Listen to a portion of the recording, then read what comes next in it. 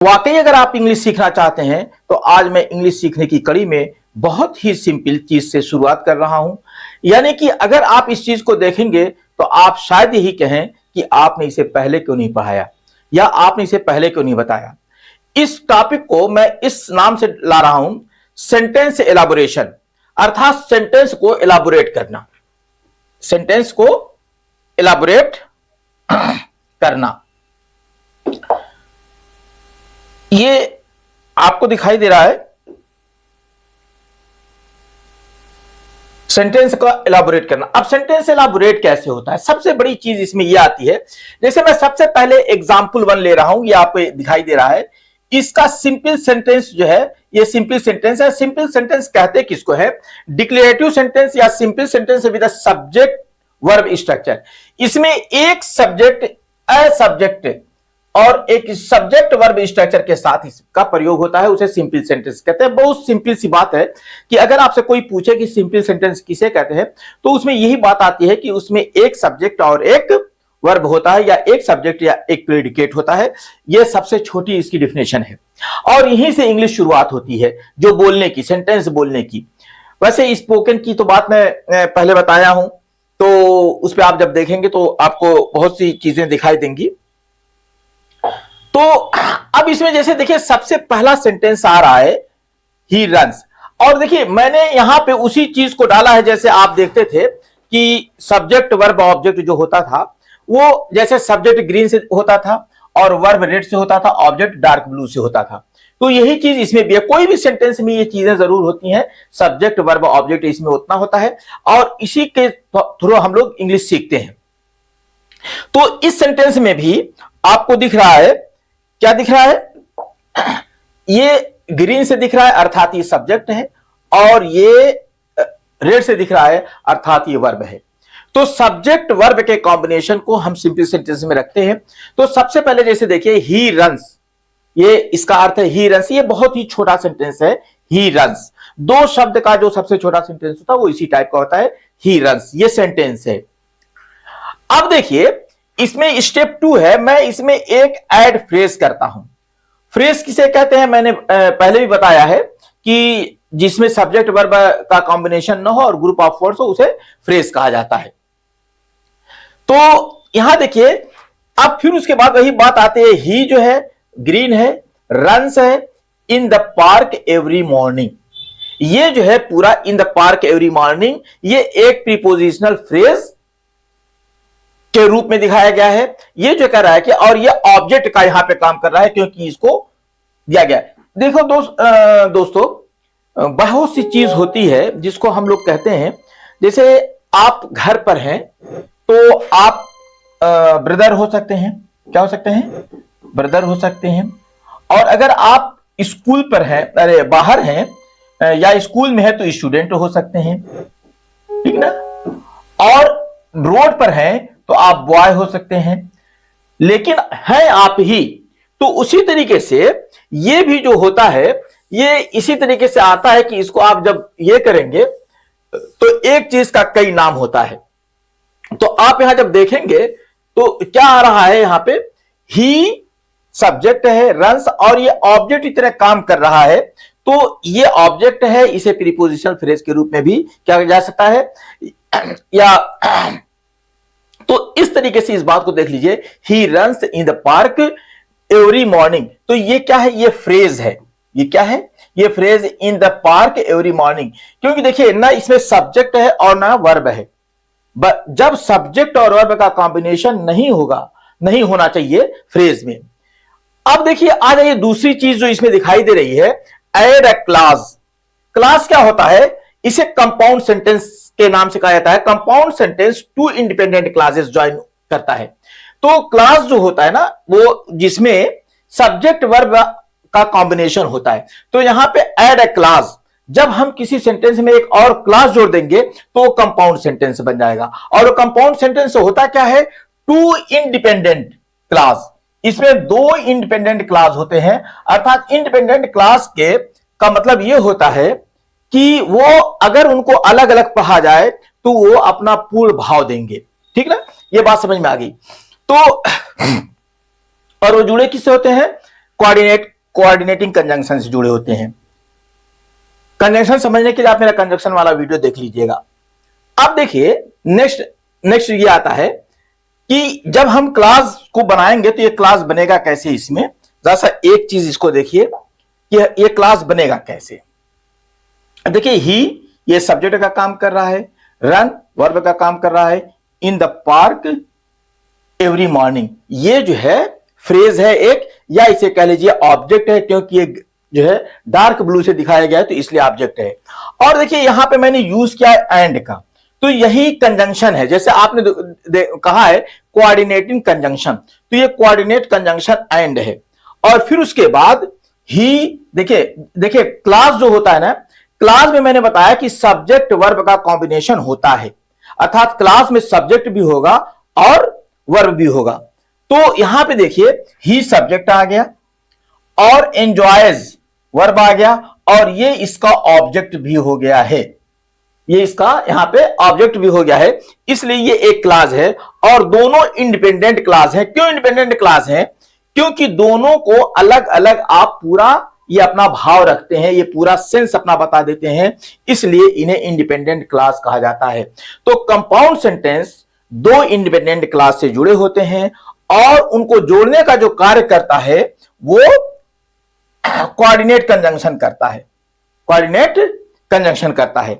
अब आ जाइए जो दूसरी चीज जो इसमें होती है, अब देखिए स्टेप 4 है। अब ऐड ए डिपेंडेंट क्लास, अर्थात एक इसी सेंटेंस में हम एक डिपेंडेंट क्लास जोड़ देंगे। डिपेंडेंट क्लास के माने होता है कि एक जो है जब तक वो दूसरा वाला सेंटेंस नहीं पढ़ेंगे तब तक इस सेंटेंस का मतलब नहीं समझ में आएगा। और इसे कहा क्या जाता है, डिपेंडेंट क्लास कहा जाता है, इसको कहा जाता है कॉम्प्लेक्स सेंटेंस।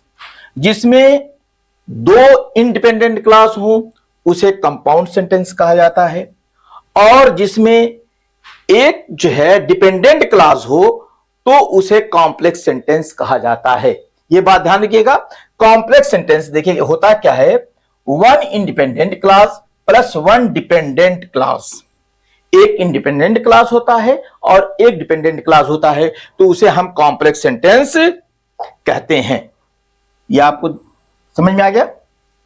तो अब ये देखिए कॉम्प्लेक्स सेंटेंस कैसे बनता है। हमने सेंटेंस शुरू किया था यहां से ही रन से, फिर इसमें हमने एक जो है फ्रेज जोड़ दिया, फिर उसके बाद मैंने इसमें एक क्लास जोड़ दिया, यहां से ही एंजॉयज द फ्रेश एयर।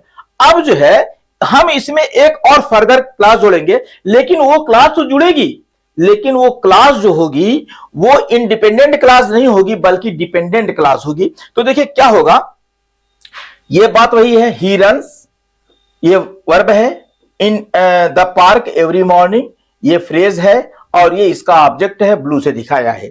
और बिकॉज है, यहां पे बिकॉज दिया हुआ है, ये इसे सबऑर्डिनेट कंजंक्शन कहा जाता है। ये सबऑर्डिनेट कंजंक्शन जुड़ा होता है। अब फिर उसके बाद देख लीजिए क्या है कि he runs in the park every morning, ये पूरा समझ में आ रहा है। अब यहां पे आता है ये इट सब्जेक्ट है, ये वर्ब है और ये ऑब्जेक्ट है। तो इट हेल्प्स हिम, तो ये क्या कहता है, इट हेल्प्स हिम, ये उसको सहायता करता है। देखिए यहीं पे ध्यान दीजिएगा कि अगर वो पूछता है कि इट हेल्प्स हिम, क्या हेल्प करता है भाई, किसको हेल्प करता है, क्योंकि ये उसकी सहायता करता है। क्या सहायता करता है, कौन सहायता करता है, तो कहता है कि रन्स, जब वो रन्स करता है अर्थात रोज डेली जब वो सुबह में रन करता है तो उसकी रनिंग जो है सुबह वाली वो उसकी हेल्थ में सहायता करती है। स्टे हेल्थ, उसके जो है हेल्थ के लिए उसके स्वास्थ्य में सहायता करती है कि उसका स्वास्थ्य जो है अच्छा रहता है। वो रोज डेली सुबह में चलता है, दौड़ता है, इसलिए उसकी जो है सेहत अच्छी होती है। तो यहां पे हमने क्या कर दिया, कॉम्प्लेक्स सेंटेंस जान लिया। कॉम्प्लेक्स सेंटेंस ये बहुत इंपॉर्टेंट बात होती है। देखिए सेंटेंस हमने यहां से शुरू किया, फिर और बड़ा किया, फिर और बड़ा किया, अब देखिए और बड़ा कर दिया। अब इसमें पांचवा जो स्टेप आता है, अगर आप पांचवें स्टेप की बात करेंगे तो हम जब ये देखिए ये इसका पांचवा स्टेप है। पांचवा स्टेप क्या है, सॉरी बहुत ऊपर चला गया।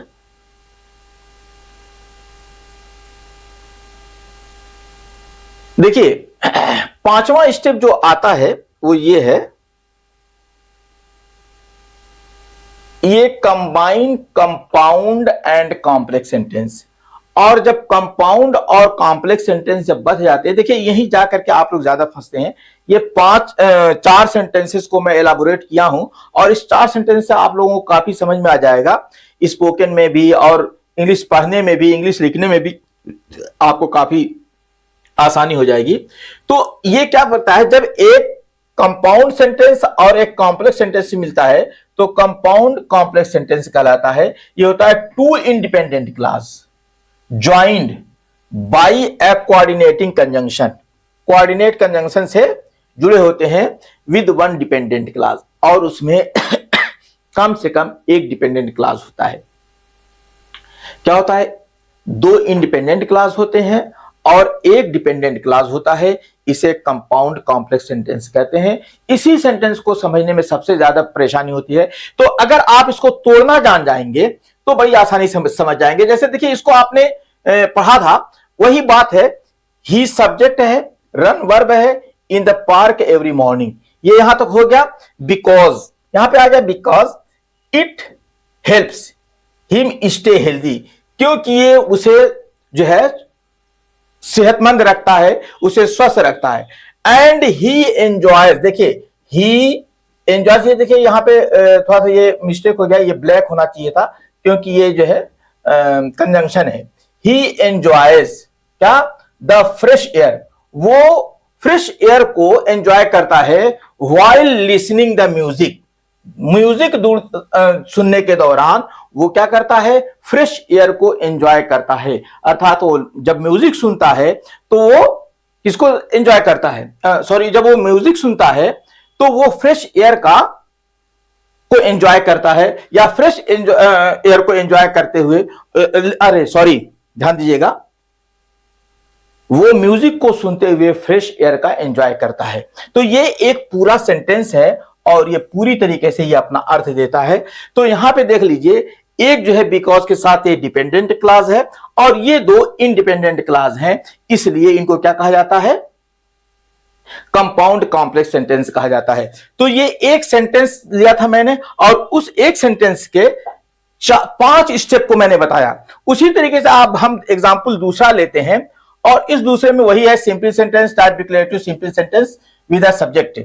तो इसमें क्या है, द टीचर, द टीचर ये सब्जेक्ट है, हरा से दिखाया गया है। एक्सप्लेन्ड ये वर्ब है। तो सब्जेक्ट वर्ब का कॉम्बिनेशन हो गया, अर्थात ये सिंपल सेंटेंस हो गया। बहुत बार आप बोलते हैं, अगर आप कहीं में भी सेंटेंस को देखें तो उसमें इन्हीं दो चीजों को सबसे पहले ढूंढा जाता है कि उसमें सब्जेक्ट कौन है और वर्ब कौन सा है। अब इसका जो है, इसी को देखिए स्टेप 2 में हम करते हैं ऐड अ फ्रेज। हम इसमें एक फ्रेज जोड़ देते हैं और ये फ्रेज है टॉपिक विद ग्रेट डिटेल। तो ये पूरा ऑब्जेक्ट है और वो जो है टीचर ने एक्सप्लेन किया टॉपिक को पूरे डिटेल के साथ। तो ये ऑब्जेक्ट का काम कर रहा है यहां पे, ठीक। अब आ जाइए आगे देख लीजिए, तीसरा स्टेप उसी को देख लेते हैं। ऐड अ क्लास, हम एक ऐड क्लास करते हैं, ऐड अ क्लास। और ये क्या है, कंपाउंड सेंटेंस है जिसमें कंपाउंड सेंटेंस में दो इंडिपेंडेंट क्लास होते हैं। अब वो दो इंडिपेंडेंट क्लास कैसे होते हैं, the teacher explained the topic, the teacher explained the topic with great detail. तो ये सब्जेक्ट हो गया, ये वर्ब हो गया और ये ऑब्जेक्ट हो गया। अर्थात ये एक सिंपल सेंटेंस है और ये अपना पूरा अर्थ रखता है। But the student still had some question, फिर भी क्वेश्चन जो है स्टूडेंट का कुछ सवाल रह गया। टीचर ने जो है उसको समझाया, पढ़ाया, सारे जो है टॉपिक को बहुत डिटेल से समझाया, लेकिन फिर भी कुछ क्वेश्चन रह गया। तो सब लोग समझते हैं कि the student still had some question, समझाने के बाद भी स्टूडेंट्स के पास कुछ क्वेश्चन रह गए थे। अर्थात वो सारे क्वेश्चन को डिटेल नहीं कर पाए, अर्थात सारे क्वेश्चन को टच नहीं कर पाए टीचर, या सारे क्वेश्चन को समझ नहीं पाए। माने टॉपिक को बहुत डिटेल से समझा दिया लेकिन फिर भी वो कुछ क्वेश्चन उनको समझ में नहीं आया उसका। तो ये भी इंडिपेंडेंट क्लास है, इंडिपेंडेंट क्लास है और ये भी इंडिपेंडेंट क्लास है, यहां बट से जुड़ा हुआ है, ठीक ना। आगे देख लीजिए, एक दूसरा सेंटेंस है डिपेंडेंट क्लास वाला, अर्थात कॉम्प्लेक्स सेंटेंस। देख लीजिए कैसे एक सेंटेंस कॉम्प्लेक्स सेंटेंस बनता है, कैसे एक सेंटेंस कंपाउंड सेंटेंस बनता है, कैसे एक सेंटेंस कॉम्प्लेक्स सेंटेंस बनता है। यही चीज आपको यहां पे बेसिकली समझनी है। क्या आप समझेंगे यहां पे कि किस तरीके से कोई सेंटेंस एक सिंपल सेंटेंस होता है, कैसे वो कंपाउंड सेंटेंस में बदल जाता है और कैसे वो कॉम्प्लेक्स सेंटेंस में बदल जाता है, या किस तरीके से वो कंपाउंड कॉम्प्लेक्स सेंटेंस में बदल जाता है। तो ये जब आप देखेंगे किस तरीके से वो कंपाउंड कॉम्प्लेक्स सेंटेंस में पड़ता है, वो पांचवा वाला स्टेप में दिखाई देगा। तो यहां देखिए, the teacher explain the topic with great detail, ये हमारा इंडिपेंडेंट क्लास है। सो दैट, ताकि द स्टूडेंट, ये सब्जेक्ट है, कुड अंडरस्टैंड इट बेटर, ताकि स्टूडेंट इसे अच्छी तरह समझ सकें। ये देखिए एक कॉम्प्लेक्स सेंटेंस है, अगर हम यहां कह दें कि the student could understand it better, कि जो है सो दैट, ताकि स्टूडेंट इसे अच्छी तरीके से समझ सकें।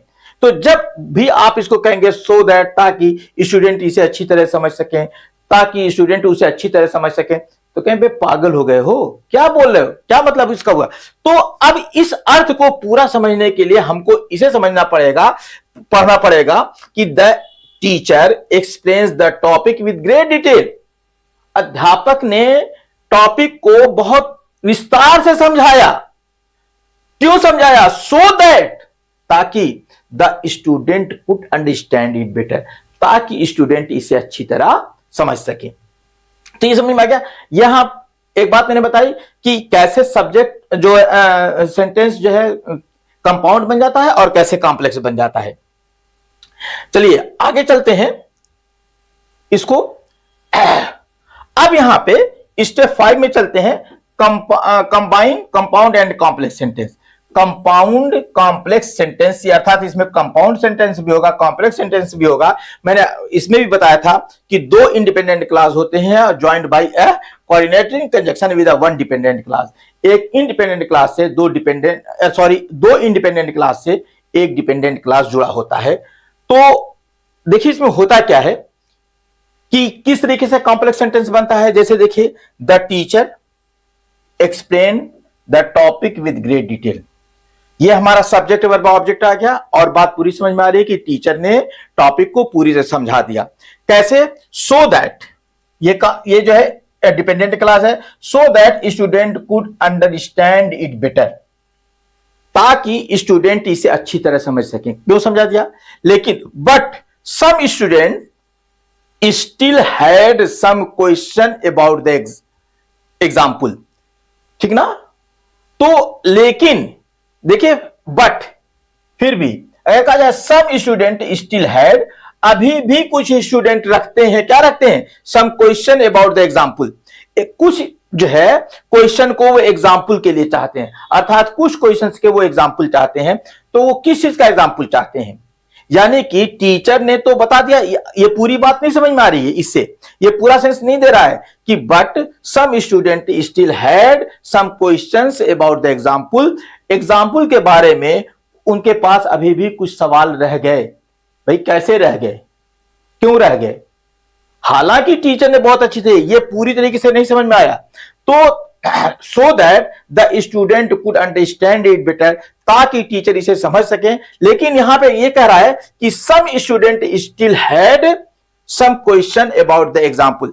देखिए यहां पे फिर ध्यान दीजिएगा, एक चीज मैं थोड़ा सा मिस कर गया यहां पे जो ये वाला था, but the student still had some question, ये कंपाउंड सेंटेंस था और दोनों क्या था? टू इंडिपेंडेंट क्लास है, तो ये इंडिपेंडेंट क्लास है और ये डिपेंडेंट क्लास है। सो दैट, ताकि स्टूडेंट को अंडरस्टैंड इट बेटर।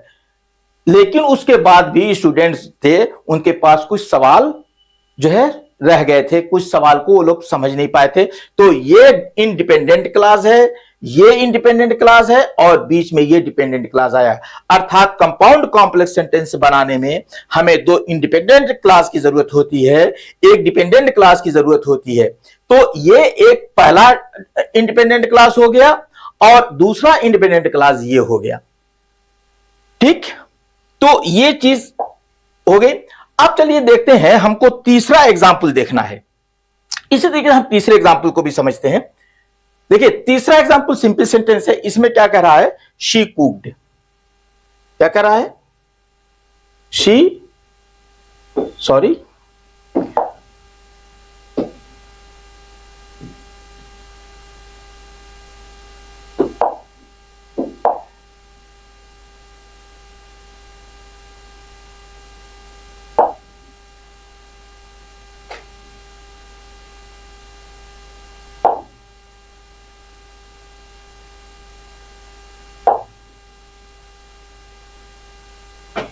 पूरा ही, सॉरी यार ये क्या हो गया।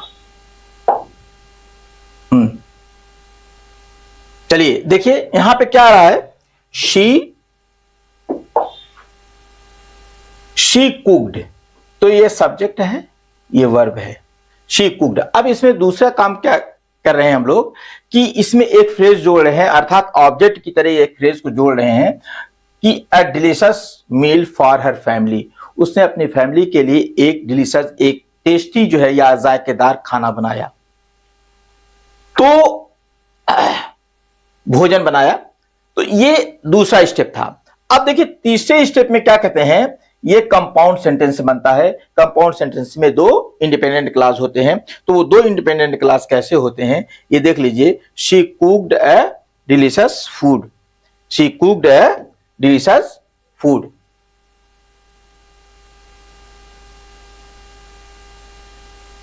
यार यार क्यों परेशान कर रहा है मुझको। देखिए तीसरे में आ जाइए, कंपाउंड सेंटेंस है, she cooked a delicious food for a delicious meal for her family and they praised her effort. ये फिर सब्जेक्ट है, ये क्या है,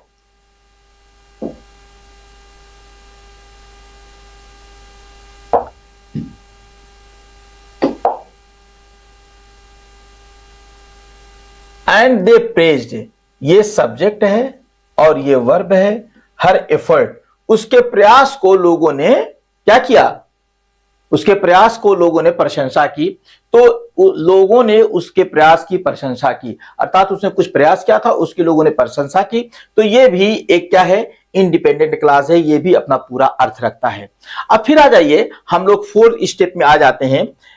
ये कॉम्प्लेक्स सेंटेंस वाला है, अर्थात मैंने बताया है कि किस तरीके से हम एक सेंटेंस को, सिंपल सेंटेंस को कंपाउंड सेंटेंस में, कॉम्प्लेक्स सेंटेंस में और कंपाउंड कॉम्प्लेक्स सेंटेंस में चेंज करते हैं। तो ये देखिए, she cooked a delicious meal because they were celebrating her birthday, because they were celebrating her birthday. ये क्या है, कॉम्प्लेक्स सेंटेंस है। क्यों भाई, वो लोग क्या कह रहा है, they were celebrating her birthday because, क्योंकि वो लोग उसकी बर्थडे मना रहे थे। किसकी भाई, शी। वो क्यों खाना पकाई थी, वो डिलीशियस फूड क्यों पकाई थी, क्योंकि वो लोग उसका सेलिब्रेशन कर रहे थे, उसकी बर्थडे को सेलिब्रेशन कर रहे थे। इस तरीके से हमारे सेंटेंस में एक जो है जो इंडिपेंडेंट क्लास आ गई और दूसरी डिपेंडेंट क्लास आ गई। फिर उसके बाद आ जाइए, हम पांचवें स्टेप में चलते हैं, अर्थात कंपाउंड कॉम्प्लेक्स सेंटेंस के बारे में बात करते हैं। कंपाउंड कॉम्प्लेक्स सेंटेंस के बारे में बात करते हैं। ये कंपाउंड कॉम्प्लेक्स सेंटेंस क्या होता है, ये मैं पहले भी बता चुका हूं। अब देख लीजिए यहां पे, she cooked a delicious food, sorry delicious meal for her family because they were celebrating her birthday and they praised her efforts. अब देखिए यहां पे फिर जो है हमको क्या आ रहा है, and they praised her effort. उन्होंने जो है उसकी प्रशंसा की थी, and they praised her effort, उसकी जो है प्रशंसा की थी, उसके एफर्ट की, उसकी कोशिश की। तो ये इंडिपेंडेंट क्लास हो गया और पहला वाला ये इंडिपेंडेंट क्लास हो गया। तो इस प्रकार से हमको ये मिला कि दो इंडिपेंडेंट क्लास का प्रयोग करके और एक डिपेंडेंट क्लास का प्रयोग करके हमने कंपाउंड कॉम्प्लेक्स सेंटेंस बना लिया। अब आ जाइए चौथे एग्जाम्पल पे हम बात कर लेते हैं इसका। ये सिंपल सेंटेंस है और इस सिंपल सेंटेंस का पहला सेंटेंस है द कैट स्लेप्ट। ये सब्जेक्ट है और ये वर्ब है, ठीक ना। ये है, ये सब्जेक्ट है और ये वर्ब है। यहां देख लीजिए द कैट स्लेप्ट पीसफुली, यहां पे सिंपल सेंटेंस था। अब यहां पे इसी सिंपल सेंटेंस में ये भी सिंपल ही सेंटेंस है, तो यहां पे अब हमने क्या किया कि एक फ्रेज को ऐड कर दिया है, peacefully on the sofa. The cat slept peacefully on the sofa, ये ऑब्जेक्ट का काम कर रहा है। अब इसी को हम अगर आगे बढ़ाते हैं और क्या करते हैं कि ये तीसरा वाला जो सेंटेंस आ रहा है, क्या कर रहा है, add a class compound sentence, अर्थात जो है ये कंपाउंड सेंटेंस होगा। और ये कंपाउंड सेंटेंस किस तरह काम कर रहा है, देख लीजिए। इसमें दो independent clause joined by A coordinate conjunction, दो इंडिपेंडेंट क्लास होते हैं और जो है किससे, कंजंक्शन से जुड़े होते हैं, कंपाउंड सेंटेंस। अब देख लीजिए ये स्टेप 3 में हम जो देख रहे हैं, the cat slept peacefully on the sofa, तो ये वर्ब है और ये ऑब्जेक्ट है। ये ऑलरेडी ग्रीन से आपको सब्जेक्ट दिखाई दे रहा है। अब दूसरा इंडिपेंडेंट क्लास क्या है, एंड द डॉग ले क्वाइटली बिसाइड इट, और कुत्ता उसकी बगल में चुपचाप सोया हुआ था। तो ये भी पूरी बात समझ में आ रही है, कुत्ता बगल में चुपचाप सोया हुआ था, अर्थात आपको कोई क्वेरी नहीं होता है कि ये क्या है, क्यों ऐसे किया जाता है। तो इसको क्या कर रहा है कि कुत्ता वहीं पे सोया हुआ था शांतिपूर्वक। तो ये दो क्लासेस बन गए और इसमें भी सब्जेक्ट, वर्ब और ऑब्जेक्ट का कॉम्बिनेशन है। तो दो इंडिपेंडेंट क्लास हैं और ये कंजंक्शन ऐड से जुड़े हुए हैं, अर्थात ये कंपाउंड सेंटेंस बन गए। अब अगर हमें कॉम्प्लेक्स सेंटेंस बनाना हो तो अब हमें क्या करना होगा, स्टेप 4 में देख लीजिए, the cat slept peacefully on the sofa, ठीक ना। तो जो है ये देख लीजिए, ध्यान दीजिए कि the cat slept peacefully on the sofa while, जबकि the dog watched over it, वो उसको देख रहा था, अर्थात वो उस पर नजरें गड़ाए हुए था। तो the dog watched over it, कुत्ता इस पे नजरें गड़ाए हुए थे। भाई किस पे, किस पे नजरें गड़ाए हुए था, तो वो बिल्ली जो सोफे पे सोई हुई थी, जो बिल्ली सोफे पे शांतिपूर्वक सोई हुई थी, उस बिल्ली पे कुत्ता अपनी नजर गड़ाए हुए था।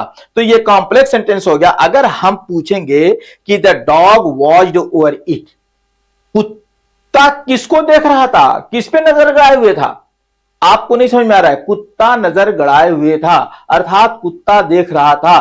तो भाई किसे देख रहा था, तो जब हम इसको समझेंगे तब हमें पूरा इसका सेंस समझ में आएगा, इसलिए ये कॉम्प्लेक्स सेंटेंस है। देखिए मैं बता दूं आपको कि बहुत बार ऐसा होता है कि एक ही सेंटेंस में पूरी बात नहीं समझ में आती है, इसीलिए मैंने आज डिसाइड किया था और ये मैंने एक जो है तैयार किया, एक जो है स्क्रिप्ट तैयार किया और इस स्क्रिप्ट में मैंने चार एग्जाम्पल लिए। ये चौथा एग्जाम्पल है और ये लास्ट है, ये चौथा एग्जाम्पल है। ये मैंने 4 एग्जाम्पल लिए और यहां देखिए बिल्कुल आकर के क्लियर हो रहा है कि कंपाउंड सेंटेंस क्या होता है, कि जब हम कंपाउंड सेंटेंस में एक डिपेंडेंट क्लास होती है और एक इंडिपेंडेंट क्लास होती है, तो डिपेंडेंट क्लास जो है कैसे पता लगती है, तो द डॉग ले क्वाइटली बिसाइड इट, सॉरी ये नहीं है, ये दूसरा वाला है, ये तो कंपाउंड सेंटेंस वाला है, ये कॉम्प्लेक्स सेंटेंस की बात कर रहा हूं मैं। तो कॉम्प्लेक्स सेंटेंस में एक डिपेंडेंट क्लास होती है, तो the dog watched over it, कुत्ता किसको देख रहा था, सवाल आएगा ना, the dog watched over it, कुत्ता किसको देख रहा था भाई, तो कहेंगे किसको देख रहा था, the cat slept peacefully on the sofa, जो बिल्ली जो है सोई थी सोफे पे आराम से, उसी को कुत्ता देख रहा था। आ जाइए अगली चीज देख लेते हैं, कंपाउंड कॉम्प्लेक्स सेंटेंस को। कंपाउंड कॉम्प्लेक्स सेंटेंस को देख लेते हैं, जिसमें 2 इंडिपेंडेंट क्लास होते हैं और एक जो है क्या होता है, डिपेंडेंट क्लास होता है और वो कोऑर्डिनेटिंग कंजंक्शन से जुड़ा होता है। ये है क्या चीज,